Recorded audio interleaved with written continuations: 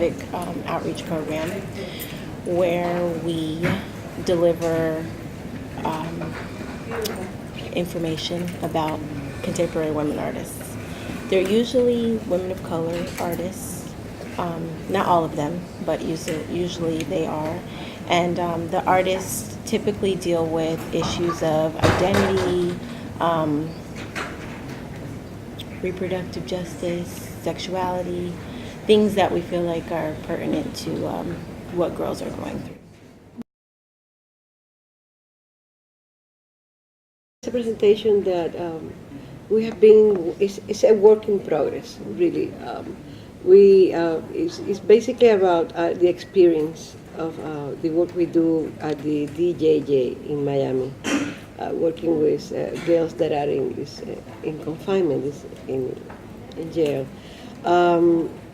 The experience of taking this on the road and talking about it works in different levels.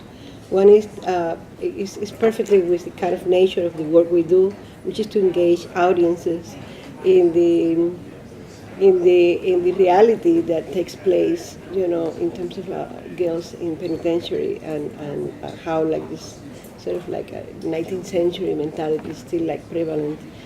And in another level, it also works about how the power that art history and art materials have in order to transform social issues, specifically with women.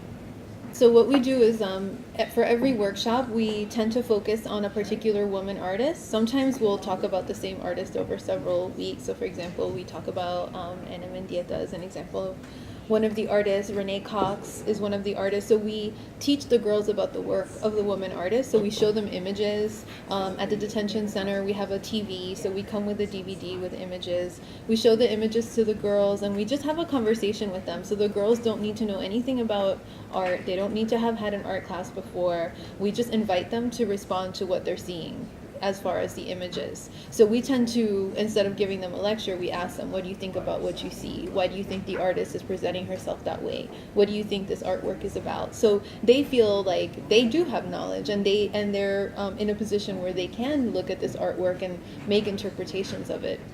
So after we have a conversation with the girls about the art, then they make their own artwork that's inspired by the way in which that artist makes work. So for example, the artist Tracy Emin makes quilts that respond to her personal experiences. So we'll bring fabric, and we'll bring fabric glue, because we can't use needles in the detention center, but we'll bring fabric glue, and they'll make their own quilts. So it's really not only about teaching them about a kind of feminist art history that we think is relevant to their experiences, but it's also about giving them tools for expressing themselves and giving them a space where they can do that.